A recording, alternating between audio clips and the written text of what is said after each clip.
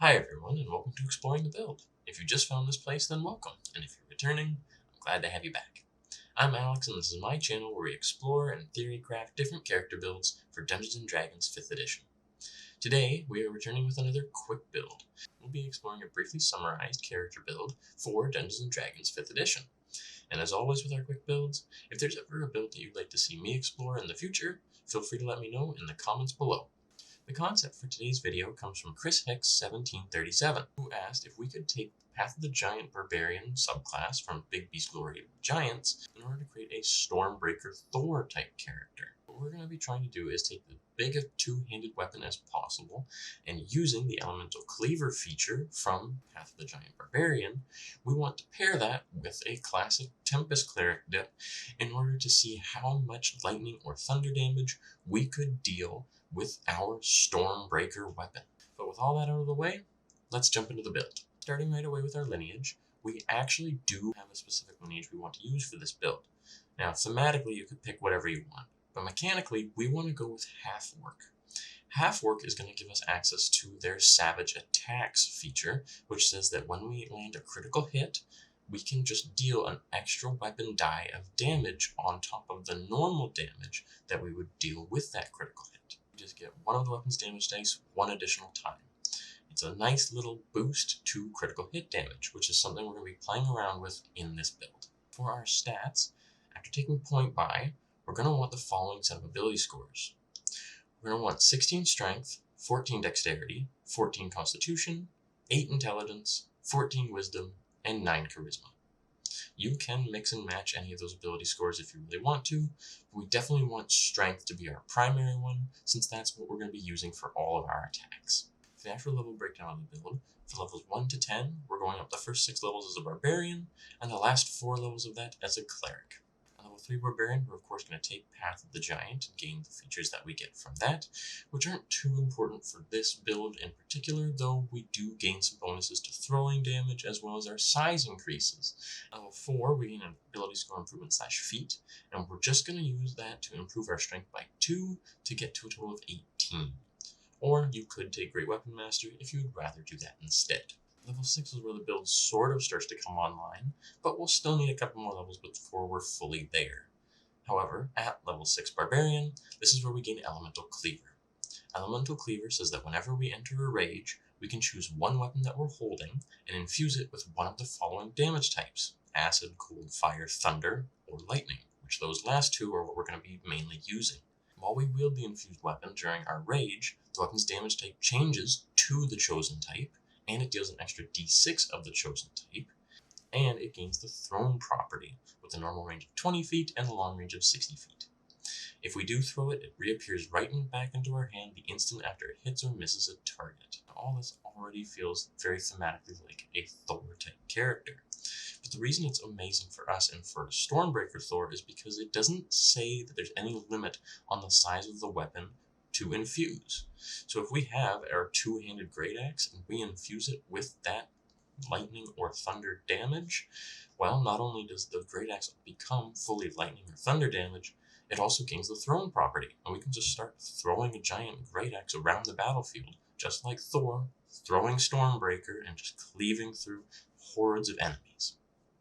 One extra bonus is that while raging and holding the infused weapon, we can use a bonus action on a later turn to change the infused weapon's damage type to a different damage type that is also part of the options above.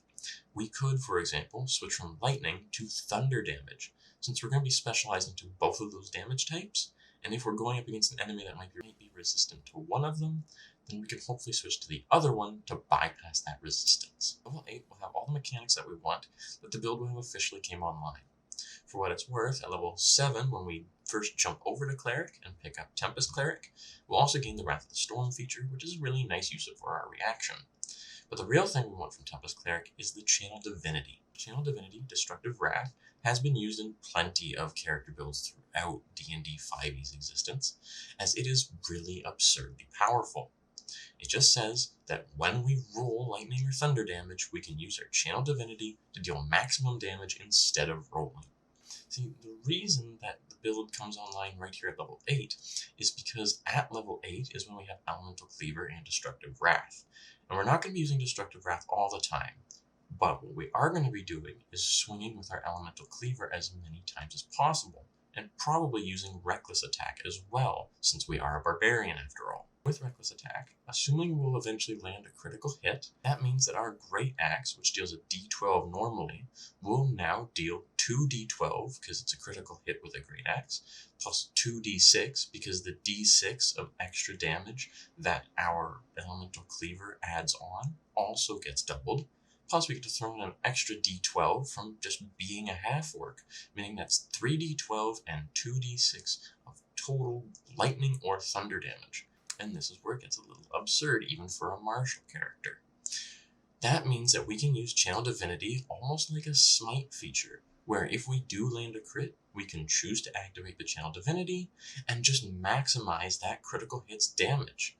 So instead of 3d12 and 2d6, it's now just 48 damage, and that's without adding any modifiers onto our attack either. It may not seem like a whole lot, but given that this can happen once per short rest, since our Channel Divinity refreshes on a short rest, that can stack up to a fair amount of damage between different combats. Beyond level 8, for the last 2 levels that I'll talk about quickly, of level 9 and level 10, we're still going to be a cleric because we want another ability score improvement, and so level 9 really only gives us extra spells, which we could use. Barbarian and Spellcasters don't really mix well as a multi-class options together, but you don't always have to rage, meaning you could cast spells, and you don't always have to cast spells, meaning you could rage. So there's always some good options there to keep in our back pocket. For the ability score improvement / feat that we get at Cleric 4, I would suggest improving our Wisdom by +2 in order to gain more uses out of the Destructive Wrath feature, or you could actually increase your Strength again to cap it off at 20, or, once again, take Great Weapon Master if you didn't already do that.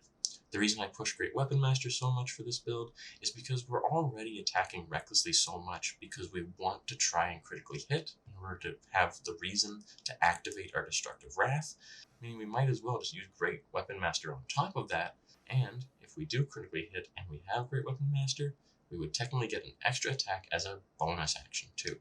It's all synergizing very nicely. Levels above 10, so 11 to 20, we want at least 2 more levels of Cleric in order to gain our second Channel Divinity use between short rests, as well as the Thunderous Strike feature. Thunderous Strike just says that whenever we deal lightning damage to a large or smaller creature, we can also push it up to 10 feet away from us. That's just passive, and since we always deal lightning damage, unless we're dealing thunder damage with our Elemental Cleaver, that means we can always just push an enemy 10 feet. Every single attack, even if we throw the Great Axe, it will still just push them 10 feet away. That is an absurd amount of battlefield control for a build that is supposed to be focused on just dealing damage and maximizing the damage that they deal on a critical hit. Some notable options though about what other levels we could take as we go up into 20th level, if you're going to go that far. Fighter's always nice since it would gain us Action Surge, the Great Weapon Fighter fighting style, and if we took the Champion subclass, we could have an increased crit range, making it even more likely that we'll actually be able to critically hit and use Destructive Wrath.